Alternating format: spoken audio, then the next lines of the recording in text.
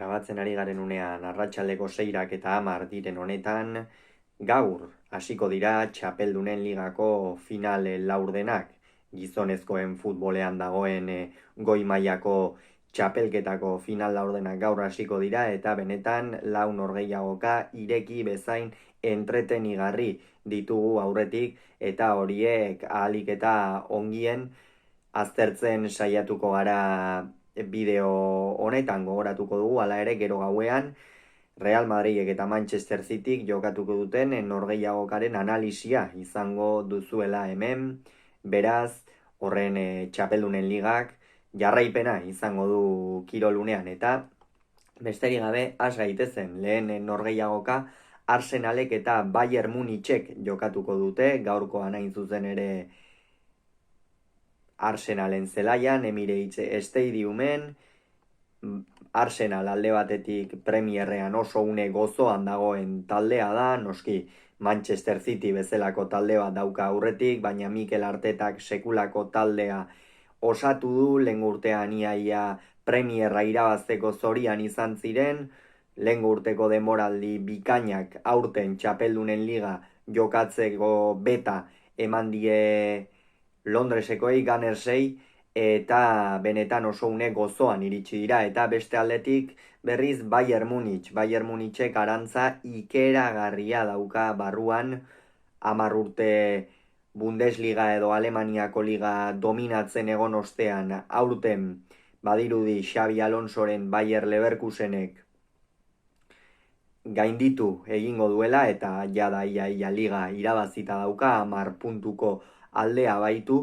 eta benetan aurtengoa Bayern Munichentzat ez da urterik onena horregatik txapeldunen ligan pentsatu nahi da amorrazio handiz irtengo direla eta denen bila logikoa denen moduan ligan gertatu zaiena ikusi ostean, norgehiagoka irekia da,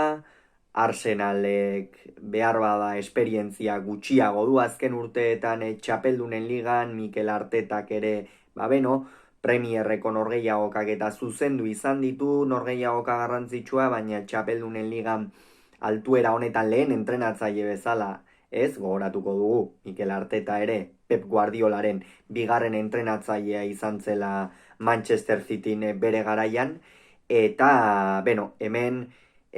nor sailkatuko den esango dugu, hori garbi gera dadila hasieratik. Hemen nik uste Bayern Munich sailkatuko dela, bai. Arsenalek talde oso ona du, oso sendoa, baina Bayerrek kalitate handiko jokalariak ditu, gogoz izango dira, esperientzia gehiago dute txapeldunen ligan, eta hemen esango dugu Bayern Munich sailkatuko dela.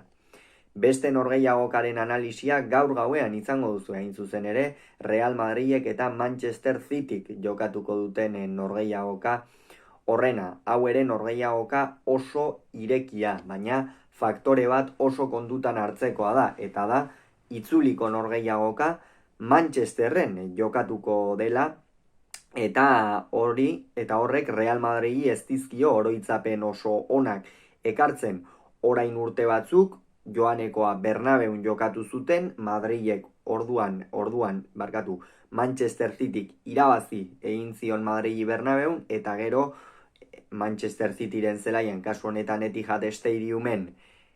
itzuliko norgehiagoka jokatu zenean, hor ere irabazi egin zion, eta honen bestez Real Madrid kalera joan zen final zortzirenetan orduan txapeldunen ligan. Orain 2 urte itzulikoa Bernabeun jokatu zen, joanekoa Emirates Stadiumen, Etihad Stadiumen, sekulako nahasmena hau, Etihad Stadiumen jokatu zen, eta horren ondorioz Real Madridek itzulikoan Bernabeun garaipen epiko hori eskuratu zuen luzapen denboran. Gero, lehengo urtean berriz ere elkar ikusi ziren, eta kasu horretan berriz ere Manchester City sailkatu zen hurrengo fasera, beraz Real Madridentzat estatistikek diote itzuliko partida Etihad Stadiumen jokatzen denean, beti Manchester City pasa hoi dela. Halere, Carlo Ancelottiren taldea oso une gozoan dago, hain zuzen ere Leipzigen aurka norgehiagoka txarra jokatu zuten txapeldunen ligan, baina ozta izan bazen ere sailkatu ziren, geroztik 3 norgehiagoka jokatu dituzte ligan, 3 irabazi dituzte eta 3etan erne honi ez dute golik jaso. Beraz horrek esan nahi du Real Madrid defentsan oso ongi ari dela. Manchester Cityren inguruan gauza gutxi dago esateko, Premierreko talderik indartsuena da, Europako txapeldunen ligako egungo txapelduna, eta horrek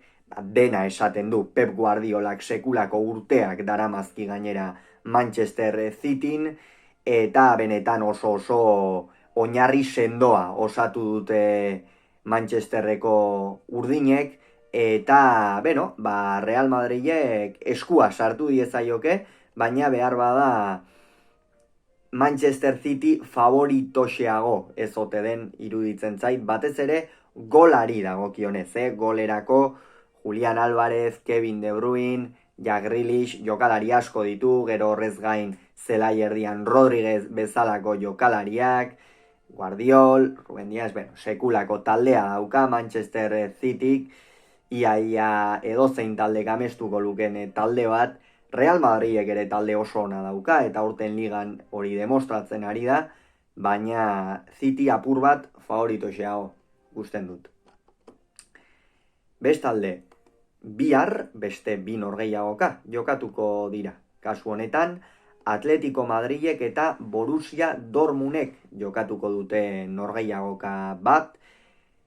Hau ere norgehiagoka irekia izango da, Atletico Madridek kolpe gogorra jaso zuen Bartzelonaren aurka 3 galdu ostean, aurretikan Interren aurka epika egin ondoren, azken minutuan sartu zuten gola, eta horren ondorioz gero 3-2 irabazi zion talde koltsoneroak Interri penaltietan, gero Bartzelonaren aurka galdu egin zuen 3-3 eta 1-2 irabazi zion Atletico Madrid. Egia da, Borussia Dortmund ere ez datorrela bere unerik onenean, eta kontutan hartu behar da, Borussia Dortmundek aste honetan norgehiagoka jokatu duela eta Atletico Madridek ez, eta horrek ongi egingo dio Atletico Madrid. Hala ere, Txolo Simeonek utzune batzuk nabarmendu ditu gaurko norgehiagoka honetarako, adibidez Memphis Depay edo Mario Hermoso duda zalantzan daude. Mario Hermoso jada gaur goizean adierazi du ez dela bihar jokatzeko egongo, baina partida irekia espero da hemen ere. Borussia engainatzen duen taldea da, atzealdean talde sendoa, esperientzia handiko jokalariak dituena, eta aurrean beti arriskua sortzen duena. Hala ere, pixka bat gehixeago bada ere Atletico Madrid favorito eman behar da norgehiagoka honetan. Eta azken kanporaketa ere ederra, Paris Saint-Germainek eta Bartzelonak jokatuko dute hain zuzen ere, eta hemen partida benetan zer esango dugu, irekia espero da, eta kontutan hartu behar da, naiz eta Paris Saint-Germainek aste honetan jokatu duen, aldaketa ugari egin zituela 11koan Luis Enriquek, gogoratu behar da Bartzelonak ere ez duela jokatu asteburu honetan, kopako finala zela eta bi taldeak oso ongi iristen dira. Paris Saint-Germain Realaren aurka ikusi genuen zenolako taldea den, Kylian Mbappé bezalako jokalari bate dauka, aurkezpenik behar ez duena, eta horrez gain baditu laguntzaile handiak, izan daitezke behar bada utzune batzuk, Barkola, Zaire Emery horiek minartuta egon daitezke. Zaire Emery benetan jokalari oso ona da, zelai erdian batez ere sendotasun handia ematen diona Paris Saint-Germaini, eta gainera jokalari azkarra. Eta, esan dezagun, hemen zailagoa dela favorito bate hartzea. Bartzelonak ere utzune ugari baititu, baina egia da, eta hau esan beharra dago, Lamin Yamal bezalako jokalariak edo atzealdean Pau Cubarsí bezalako jokalariek, Bartzelonari sendotasun hori ekarri diotela, berrekarri diotela eta sinesteko beta eman diela kanporaketa honetan sailkatzeko. Alere nik uste Kylian Mbappé diferentzia handiak markatzen dituen jokalaria izanik Paris Saint-Germain hemen favorito atera behar dela. Hauxe beraz, gure pronostikoa eta esan beharrekoa, gero gogoratu Real Madridek eta Manchester Cityk jokatuko duten norgehiagokaren analisiarekin itzuliko garela, bitartean on izan, agur!